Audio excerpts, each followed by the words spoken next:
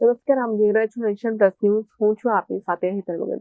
અમરેલીના ચકરગઢ રોડ પર નવનિર્મિત ડબલ અંડરબ્રિજ સાંસદ ભરત સુતરિયાના હસ્તે લોકાર્પણ કરવામાં આવ્યું છે. અમરેલી શહેરના ચકરગઢ રોડ પર નવનિર્મિત ડબલ અંડરબ્રિજનું લોકાર્પણ કરાયું છે, જેમાં લાંબા સમયથી ટ્રાફિકની સમસ્યા સર્જાઈ રહી હતી.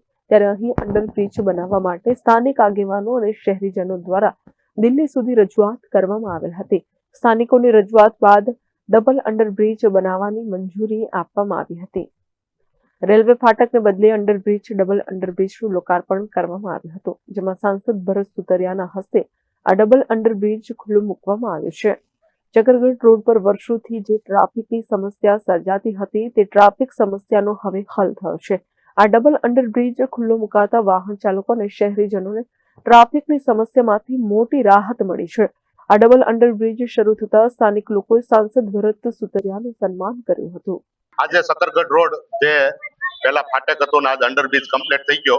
23 નંબરનું આ ફાટક હતું. જ્યારે મંજૂર થયું ત્યારે એક અંડરબ્રિજ હતો.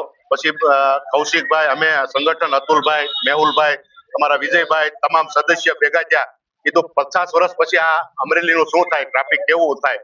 તો રેલવે પાસે રજૂઆત કરી 3 વખત આલો. અમે બધા ગાંધીનગર દિલ્હી ગયા અને રેલ મંત્રીએ આપણને મંજૂરી તાત્કાલિક 1 મહિનાની અંદર આપી અને અંડરબ્રિજ 2 કર્યા. જે એક અંડરબ્રિજ 4.5 મીટરનો છે, એવા 9 મીટર ટોટલ.